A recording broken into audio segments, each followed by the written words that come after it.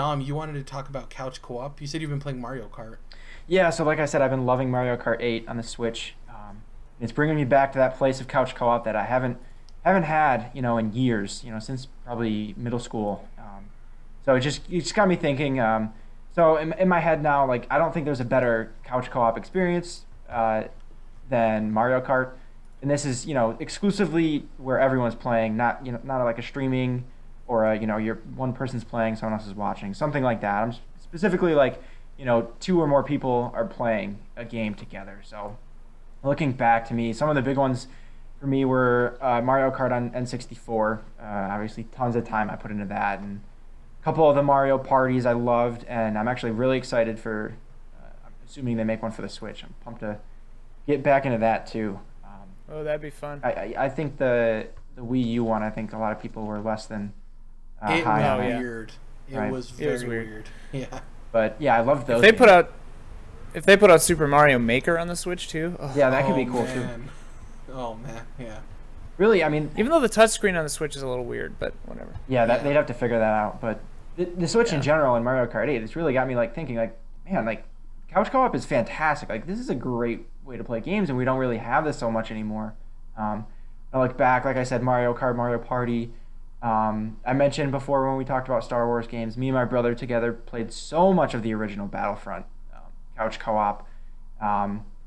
In Halo 5, they took out a split screen multiplayer. That was another big one in Halos 1, 2, and 3. So much time spent playing couch co-op.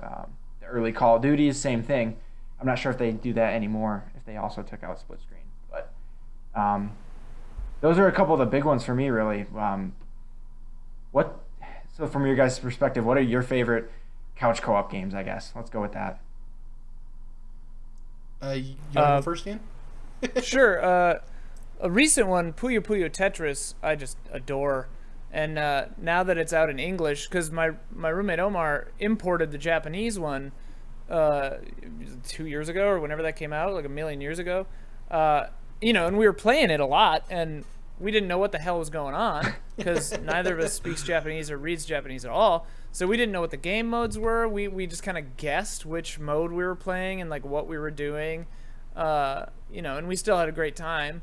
But now that it's in English and I actually know what the modes do, it's even better.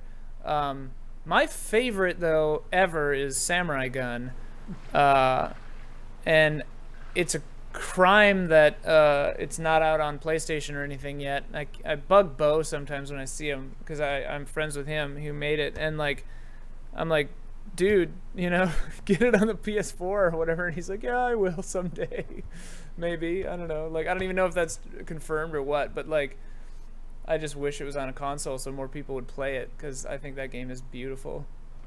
It's genius. It's interesting because to me, all of my memories of my favorite couch co-op experiences are either all Nintendo or shooters, and for me, it's that's where I was.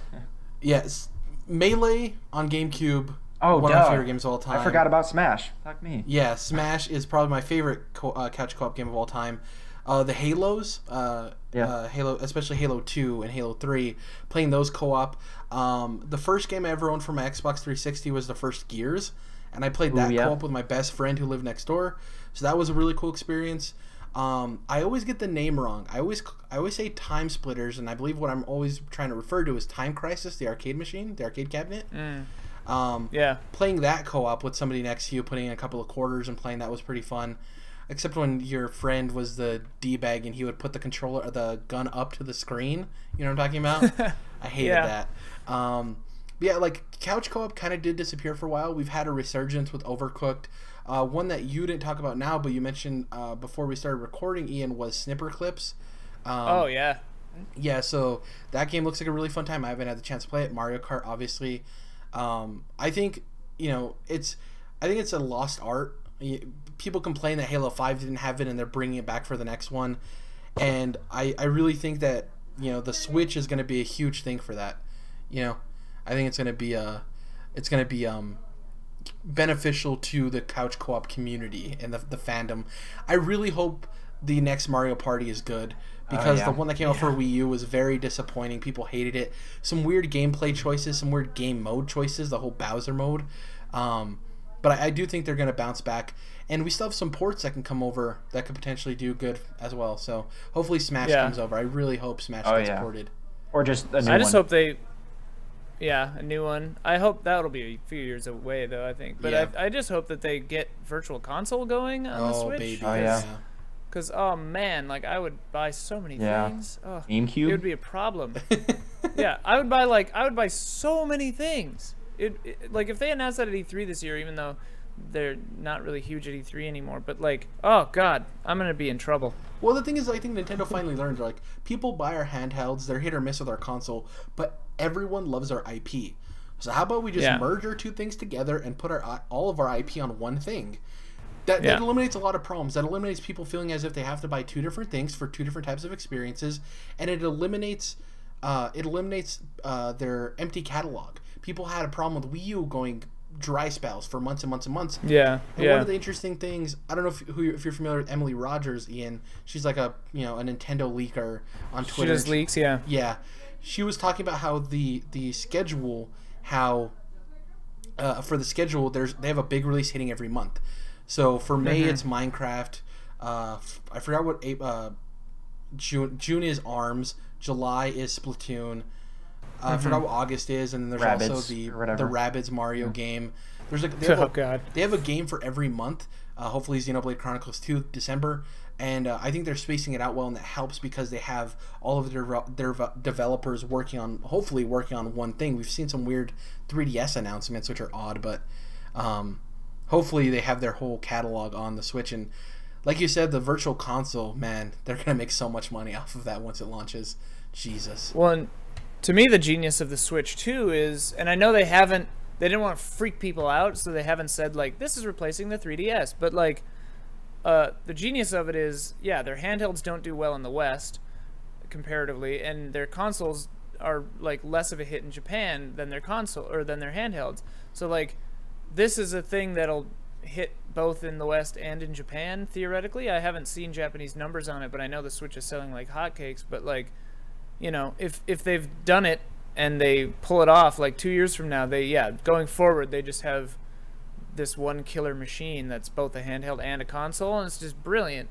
And if they start spacing it out and get Virtual Console on there, they're gonna take over. And I hit on this when I talked about Mario Kart, that it comes, I know a lot of people will be like, well, not really, but it does come with two controllers right out of the box, right?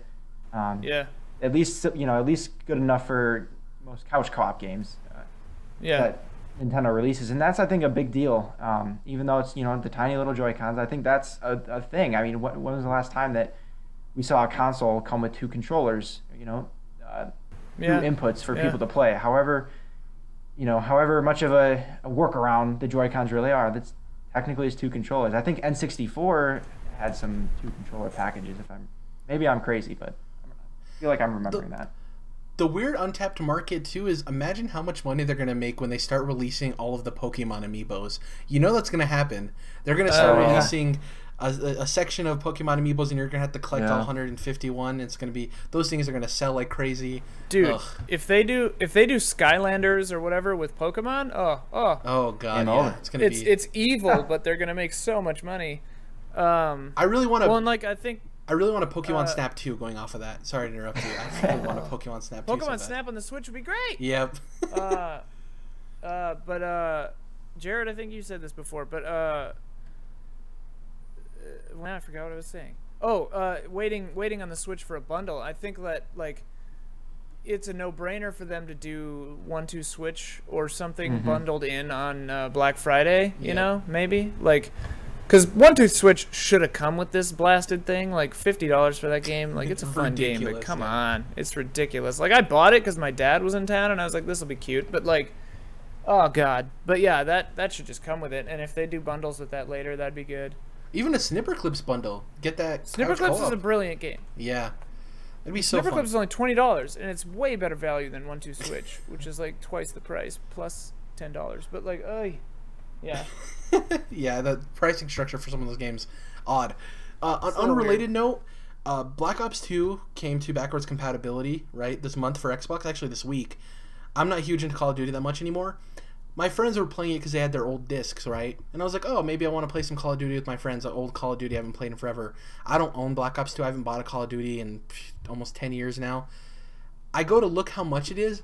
$50. Dang. Activision. I'm like, oh my god. On the digital store on Xbox? Yeah, I was like, $50. That's insane. Yeah, it's a different side note. They're taking that Nintendo pricing structure of never dropping prices. Yeah. Go buy it at a used game shop for probably $10. Right. Before we close out, do you think we're getting Virtual Console this year, both of you guys? Yes. Yeah. Few games, but they'll start to trickle it out. If suddenly Nintendo gets wise and they're just like good at it and they figure out the back end, like, because there's not much reason that it couldn't just like, here's Virtual Console with like pretty much everything that was on the Wii U. But like, yeah, I think it'll happen this year. Otherwise, it's a real shame.